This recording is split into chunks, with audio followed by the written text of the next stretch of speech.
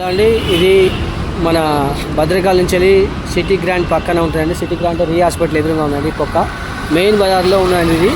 ఇట్లా ట్రాఫిక్ మస్తు వస్తూనే ఉంటుంది. ఇట్లా పోతూనే ఉంటాయి, ఆటోలు పోతుంటాయి, కార్లు పోతుంటాయి, పెద్ద పెద్ద లారీలు పోతుంటాయి, బస్సులు పోతుంటాయి. 24/7 పోతూనే ఉంటాయి. ఈ గుంత ఇంత పెద్దగా ఉంది. ఇప్పుడు గత 6 నెలలుగా సంవత్సరం నుంచి అసలు ఏం పూర్తలేరు. ఇది మెయిన్ రోడ్ అండి, చూడండి.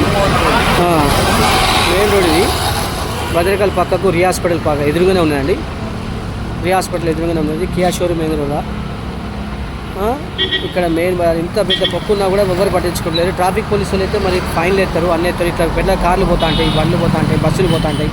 మరి ఏమైనా అయితే వాళ్ళ ప్రాణాలకు వీళ్ళకి ఏమైనా కట్టిస్తారా చెప్పండి. మేము ఏమన్నా ఎన్ని పైసలు తీసుకుంటలేరా, మీరు చేస్తలేరా, ట్యాక్సీస్ కడతలేమా, జిఎస్టీలు కడతలేరా, ఎన్ని పడతారు? ఇంత మెయిన్ బజార్లో కూడా ఇంత ఘోరమైన సిస్టమ్ ఉంటే అసలు ఏం చేయాలి చెప్పండి, మీరు చెప్పండి, మీరే చెప్పండి. కింద పడితే ఏమైనా టైర్ పంక్చర్ అయినా కూడా, లేకపోతే కింద పడి మొత్తం ఆగమైతే అసలు వాళ్ళకు కట్టిస్తారా? వాళ్ళ కుటుంబానికి మీరు ఆదుకుంటారా? మరి ఎందుకు ఫైన్లు వేస్తారు?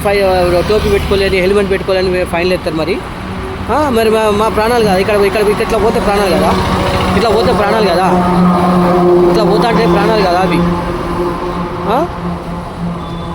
ఇంత ఘోరమా ప్రాణాలు, మనిషి ప్రాణాలు అంటే లెక్కేలేవు మీకు.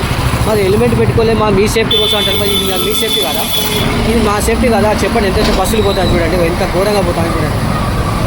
ఇది మాత్రం అన్యాయం. మీరు నిజంగా మంచి పద్ధతిన సిస్టమ్ కలిగి ఉంటే తొందరలో చేయాలి, కూడిపేసి మంచిగా చేయాలి. ఇంకో పక్క కూడా ముందట్టున్నది. ఇంకా ఇంత ఘోరం అంటే ఇంత న్యాయం ఉండదు. అంత ఫైన్ తీసుకున్నప్పుడు అన్ని తెగల పర్ఫెక్ట్గా ఉండాలి. రోడ్లు కూడా మెయిన్ రోడ్ ఇది. చేయండి, తొందరగా చేయండి.